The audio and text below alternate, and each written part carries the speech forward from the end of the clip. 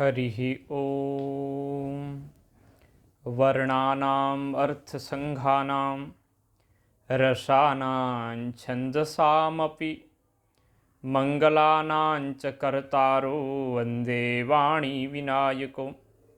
श्रीरामं रामानुजं वन्दे भरतं भरतानुजं सुग्रीवं वायुसूनुं च प्रणमामि पुनः पुनः। हर हर महादेव, जय जय शंकर, हर हर शंकर, नमामि शंकर। भगवान की महती करुणा कृपा से हम सबको यूट्यूब चैनल के माध्यम से भगवान की चर्चा, सत्संग, भगवत कथा श्रवण करने को नित्य प्राप्त होती है। मैं स्वयं अध्ययन करता हूँ और आपके समक्ष भी यूट्यूब चैनल के माध्यम से आपको भी श्रवण कराता हूँ। यह भगवत कृपा के बिना संभव नहीं है, तो उन्हीं की कृपा से इस पवित्र माघ के महीने में हम श्री शिव महापुराण का चिंतन कर रहे थे। शिव महापुराण हमने 14 दिन तक 2 सप्ताह चिंतन किया। अभी हमारे शिव पुराण में रुद्र संहिता का पार्वती खंड चल रहा है। अब हमें इस अमृतमय समय में, कुंभ के समय में राजस्थान की पवित्र भूमि में जाना है और वहाँ हम आपको सत्संग लाभ वहीं से लाइव प्रसारण के माध्यम से श्रवण कराएंगे। और उसके पश्चात प्रभु कृपा से हो सकेगा और गंगा मैया कृपा करेंगी तो प्रयाग में जाएंगे और उधर भी गंगा मैया का, और वहाँ तो यमुना मैया अदृश्य स्वरूपा दिव्य दृष्टि से दिखने पर दृष्टिगोचर होने वाली भगवती सरस्वती, तीनों नदियाँ प्रवाहित होती हैं। त्रिवेणी में स्नान करने का पवित्र अवसर भी प्राप्त होगा। सत्संग की चर्चा निश्चित रूप से कुंभ ही है। कुंभ में सत्संग की चर्चा होती है, सामूहिकता होती है, एकता होती है। जैसे त्रिवेणी में तीनों नदियां मिल रही हैं, उसी प्रकार से राजसी, तामसी और सात्विकी स्वभाव वाले एक साथ मिलकर के जब अग्रसर होते हैं तो निश्चित रूप से संसार की उन्नति होती है, संसार आगे बढ़ता है। परस्पर मिलने से जो क्षोभ होगा, अब जब 3 स्वभाव एक साथ मिलेंगे तो उनमें टकराव होगा और उसी टकराव से एक सृष्टि होती है। तो इसी प्रकार का कुंभ होता है और कुंभ में एकता देखने को मिलती है। और एकता भी कहाँ मिलती है? अनेकता में एकता। अनेक प्रकार के साधु, अनेक प्रकार के सन्यासी और अनेक प्रकार के साधक गण वहाँ इकट्ठे होते हैं और सबका लक्ष्य एक परमात्मा होता है। हैं सब अलग अलग हैं, सबके रास्ते भी अलग, लेकिन लक्ष्य एक है। उसी प्रकार से हम सबका भी लक्ष्य एक है। हमारे ग्रंथों का जो तत्व है वो एक है। हमारे संतों का जो तत्व है वह एक है। तत्व में भेद नहीं है, दृष्टि में भेद है और मार्ग में भेद है, लक्ष्य में भेद नहीं है, साधन में भेद है, साध्य में भेद नहीं है। तो उस प्रकार से हम श्री शिव महापुराण की जो चर्चा कर रहे थे वो अभी विराम है। आज हम निश्चित रूप से आज भी उस सत्संग को आगे बढ़ाने का प्रयास कर रहे थे, पर लाइट आज आई नहीं। अभी आई तो हमने सोचा थोड़ी देर आपको नई चर्चा सुना दूं और कुछ सूचनाएं दे दूं। तो कुंभ का बड़ा योग है, और ये जो प्रयागराज का महाकुंभ है, निश्चित रूप से ये बड़े लंबे कालखंड के बाद आया हुआ है, और जो वर्तमान में हम लोग हैं, निश्चित रूप से ये हमारा एक प्रकार से सौभाग्य है, और जिसको अवसर मिल रहा है उसको निश्चित रूप से प्रयागराज जाना चाहिए, वहाँ त्रिवेणी में स्नान करना चाहिए, और प्रयागराज में जाकर के मुंडन कराना चाहिए।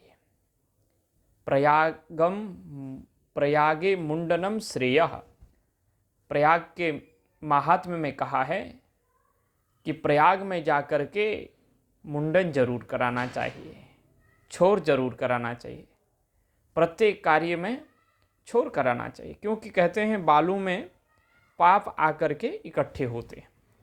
किसी भी तीर्थ में जाते हैं तो पाप डरने लगते हैं, और पाप जब डरने लगते हैं तो उनको वो स्थान ढूंढते हैं कहाँ जाएं। तब उन्हें याद आता है कि इसके बालू में चले जाएं, और बालू में छुप जाते हैं। इसलिए मित्रों, बालों का मुंडन वहाँ करा लेना चाहिए, सिर का मुंडन, बाल निकाल लेनी चाहिए और वहीं प्रवाहित कर दीजिए। ये विधान है प्रत्येक तीर्थ का। प्रत्येक शुभ कार्य में पहले छोर कर्म होता है। तो प्रयाग की महिमा तो है, वहाँ जाके स्नान आदि करने की महिमा है, दान पुण्य आदि करने की महिमा है।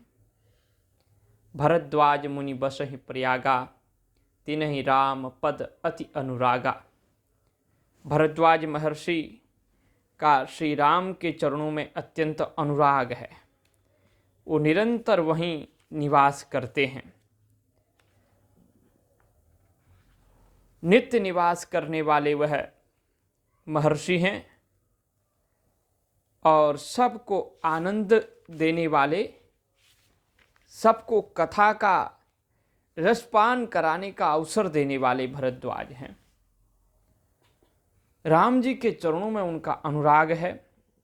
तापस सम दम दया निधाना, परमारथ पथ परम सुजाना। परम तपस्वी हैं।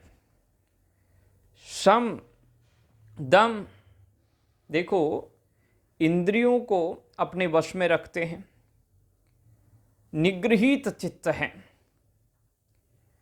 चित्त को अपने वश में रखते हैं, समता उनके पास है, और इंद्रियों का दमन करने का वो प्रयत्न करते हैं, और उस प्रयत्न में उनकी सफलता है। तो तापस सम दम दया निधाना, दया उनके पास है। भागवत में कहा गया है, दया सर्वभूतेषु, सभी प्राणियों के प्रति दया का भाव रखना चाहिए। दया सर्वभूतेषु संतुष्ट्या येन केन वा, येन केन प्रकारेण संतुष्ट रहना चाहिए। सर्वेंद्रिय प्रशांत्या च, और सब सारी इंद्रियों को अपने वश में रखना चाहिए, उनको नियंत्रित रखना चाहिए। सर्वेंद्रियोपशांत्या च तुष्यत्यासु जनार्दना। अगर हम अपनी इंद्रियों को अपने वश में रखते हैं, उनको संयमित रखते हैं, नियम पूर्वक रखते हैं, तो निश्चित रूप से भगवान श्रीहरि ऐसे भक्त के ऊपर प्रसन्न हो जाते हैं। प्रभु की प्रसन्नता जीव को आनंद देने वाली है। प्रभु प्रसन्न हो गए तो जीव का कल्याण हो गया। तो निश्चित रूप से दया भाव जीव के हृदय में होना चाहिए। अभावग्रस्तों के प्रति, निर्बलों के प्रति, निर्धनों के प्रति, निर्जनों के प्रति दया का भाव। दयया सर्वभूते, सर्वभूतों के प्रति दया होनी चाहिए। तो जो हमारे महर्षि भरद्वाज हैं, भरद्वाज महर्षि तो दया के निधान है। दया निधाना परमारथ पथ परम सुजाना। परमारथ पथ के परम सुजान हैं, बड़े विद्वान हैं, परमार्थी हैं, प्रभु को जानने वाले। तो ऐसे महर्षि उस प्रयागराज में विराजमान हैं जहां इस समय कुंभ लगा हुआ है। उस प्रयागराज में पूज ही माधव पद जल जाता। देखो, प्रयाग में जाएं तो वेणी माधव का दर्शन जरूर करें, उनका पूजन जरूर करें। वेणी माधव भगवान की बहुत महिमा है।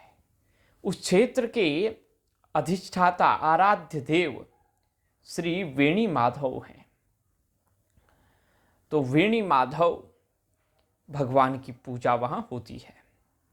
देखो, मैं आपको शिव महापुराण श्रवण करा रहा था। शिव महापुराण की कथा प्रयागराज में ही हुई है। सूत जी महाराज ने शौनकादि ऋषियों को प्रयागराज में ही शिव महापुराण की कथा श्रवण कराई है। और मुझे ऐसा लगता है कि कुंभ के ही पवित्र अवसर में श्री सूत जी महाराज ने शौनकादि ऋषियों को ये कथा सुनाई होगी। और दूसरी बात ये भी हो सकता है, माघ मकर गत रवि जब होई, तीरथ पति ही आव सब कोई। माघ मकरगत जब रवि होते हैं, माघ में जब सूर्य भगवान मकर राशि पर जाते हैं, प्रवेश करते हैं, तो उस समय तीर्थ पति ही आव सब कोई, उस समय सभी वहां जाते हैं। तो कुंभ का समय नहीं भी होगा, लेकिन माघ का समय जरूर है। तो उस समय सूत जी वहां कथा सुनाते, शौनकादि ऋषि शिव महापुराण की कथा श्रवण करते हैं। और एक अलौकिक बात दूसरी मैं आपको बताता हूं। श्री नरसिंह पुराण की कथा हमने यूट्यूब चैनल के माध्यम से आपको सुलभ कराई है। लाइव ऑप्शन में आपको मिल जाएगी। दोनों प्रकार की कथाएं हैं। संपूर्ण ग्रंथ का वाचन करके भगवती गंगा को जो हमने सुनाया, वह भी यूट्यूब चैनल में उपलब्ध है। और साथ ही फिर उसका हमने कुछ माताओं को श्री राम मंदिर में जो कथा सुनाई, वह कथा भी यूट्यूब चैनल के लाइव वाले ऑप्शन में उपलब्ध है। तो आप उस कथा का आनंद ले सकते हैं। और नृसिंह पुराण की कथा श्री सूत जी महाराज ने आपको निमित्त आपको उपलब्ध कराने के लिए शौनकादि ऋषियों को ही प्रयागराज क्षेत्र में श्रवण कराई है। तो दो कथाएं जो मैंने अभी तक उनका अध्ययन किया, उन दो कथाएं प्रयागराज में श्रवण कराई हैं। तो माघ मकर राशि में जब स्थित सूर्य होते हैं, तो उस समय सब लोग वहां प्रयागराज में जाते हैं। कौन कौन जाते हैं? गोस्वामी जी लिखते हैं, देव दनुज किन्नर नर श्रेणी, सादर से मज्जहि सकल त्रिवेणी। वहां आते हैं देवता आते हैं, दानव आते हैं, किन्नर आते हैं, मनुष्य आते हैं, और ब्राह्मण क्षत्रिय वैश्य शूद्र मानव में ये जो 4 कैटेगरी हैं, 4 वर्ण हैं, ये सब वहां जाते हैं। और जो वर्ण संकर लोग हैं, वह भी वहां जाते हैं। और सब सादर मज्जहि सकल त्रिवेणी, सब आदर पूर्वक त्रिवेणी में स्नान करते हैं और श्री वेणी माधव भगवान का दर्शन करते हैं। पूजहि माधव पद जल जाता, परसी अखय बटो हर्षहि गाता। और देखो वहां जाकर के वेणी माधव भगवान का पूजन करते हैं और उनके चरणों को पूजते हैं, और साथ ही जो अक्षय बट है उस अक्षय बट को नमस्कार करते हैं, प्रणाम करते हैं, उसका स्पर्श करते हैं। परसी अक्षय बट हर्षहि गाता, और बड़ी प्रसन्नता से ये सब काम प्रसन्नता से करते हैं। देखिए ये अक्षय जो बट है, बट वृक्ष, इसमें भी ब्रह्मा विष्णु महेश तीनों का निवास है। मूल तो ब्रह्म रूपाय मध्य तो विष्णु रूपिणे अग्रत शिव रूपाय बट वृक्षाय नमो नमः, ऐसे करके प्रणाम करना चाहिए। परसी अखय बटु परम हर्षहि गाता, भरद्वाज आश्रम अति पावन, परम रम्य मुनिवर मन भावन। वह भरद्वाज मुनि का एक पावन आश्रम है, पवित्र आश्रम है, जो मुनियों के मन को बहुत भाता है। तो इसलिए उस आश्रम का दर्शन भी जरूर करना चाहिए। तो इससे तीर्थ की महिमा का जो फल है वो व्यक्ति को प्राप्त होता है, साधक को प्राप्त होता है, यात्री को प्राप्त होता है। इसलिए तीर्थ में जाने के बाद कथा जरूर सुननी चाहिए। इस समय तो कुंभ में बहुत सारी कथाएं होती हैं, कहीं भी बैठ करके श्रवण करो, वहां के महात्म्य को जानो। महात्म्य को जानने से और ज्यादा श्रद्धा हो जाती है, और श्रद्धा के कारण ही भगवत कृपा प्राप्त होती है। श्रद्धा होना जरूर है, श्रद्धा हो गई तो भगवत कृपा तो सुलभ है। जहां श्रद्धा होगी वहीं भगवान की कृपा होगी निश्चित रूप से। तो आप लोग जरूर जाएं।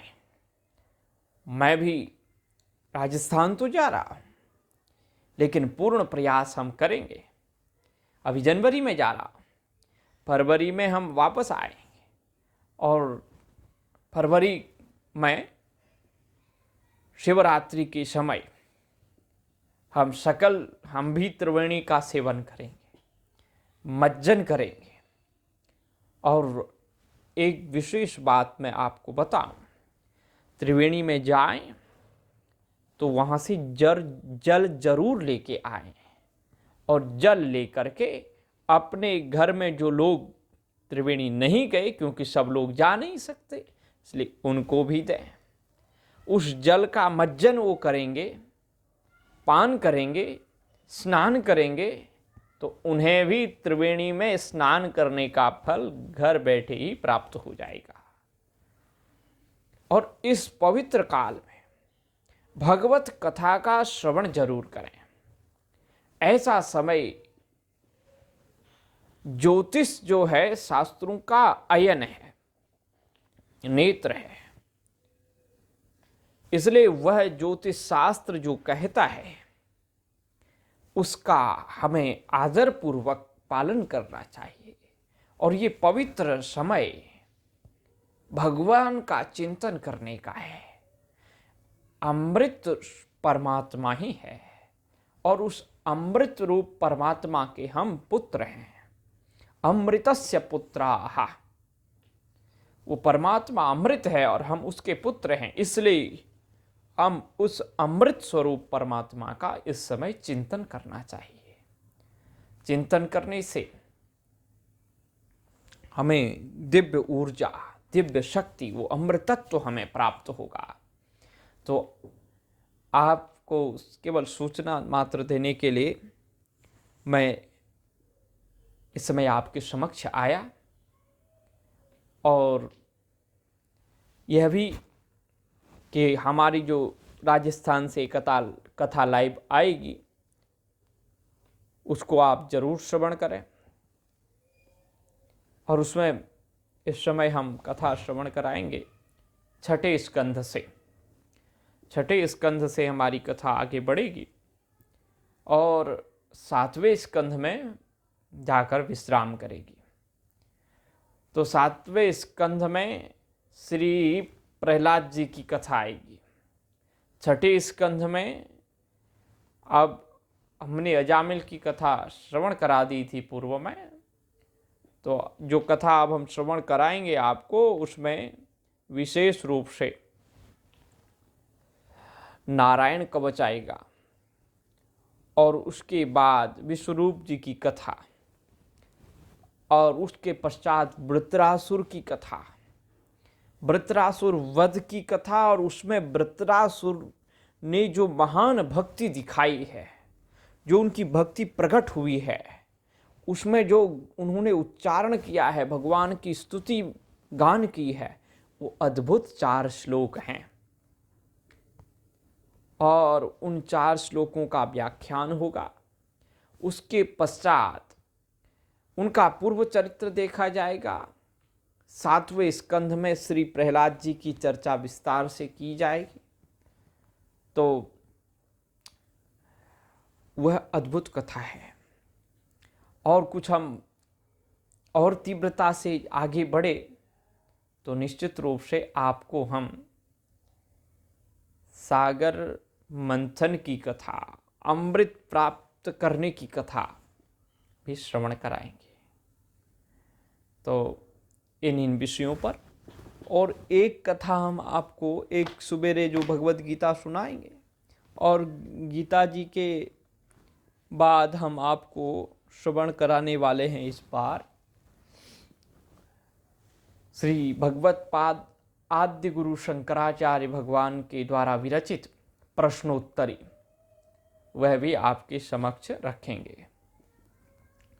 तो भगवान की कृपा का अनुभव करते हुए हम राजस्थान की पवित्र धरा पर जाएंगे। आप लोग लाइव जुड़ें, ज़्यादा से ज़्यादा जुड़ें और अपने इष्ट मित्रों को भी उसको ज़रूर शेयर करें, ताकि इस अमृतमय काल में, माघ मास में जरूर इस कथा का लाभ लें। गंगा मैया के चरणों में हम यही विनती करते हैं, माँ जहाँ भी रखें अपनी कृपा हस्त के नीचे रखें, अपनी कृपा जरूर बरसाएं। आपकी कृपा ही हमारा जीवन है। तो निश्चित रूप से भगवान के प्रति समर्पण, ये समर्पण का भाव व्यक्ति को एक ऊर्जा प्रदान करता है। भगवान के प्रति विश्वास और भगवान के प्रति शरणागति, भगवान के प्रति शरण हो जाना, भगवान के शरण हो जाना, इससे मंगल हो जाएगा। और जग मंगल गुण ग्राम राम के, दानी मुकुति धन धर्म धाम के। और भगवान श्री राम के गुणगण तो यह मंगल के ग्राम हैं, खजाने हैं। एक बहुत बड़ा एक ग्राम ही है, इसमें जाओगे तो मंगल ही मंगल होगा, कल्याण ही कल्याण होगा।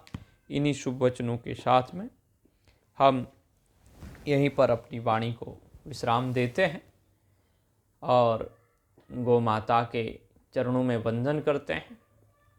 गौ माता राष्ट्र माता हो, गौ माता को राष्ट्र माता स्वीकार किया जाए और गौ माता निर्भय होकर के भारतवर्ष में विचरण करें, ताकि भारतीय संस्कृति, भारतीय संस्कार जन जन में फैलें। इन्हीं सब शुभ मंगल कामनाओं के साथ में वाणी को विराम देते हैं। जय सिया राम, हर हर महादेव, नारायण नारायण नारायण नारायण नारायण नारायण।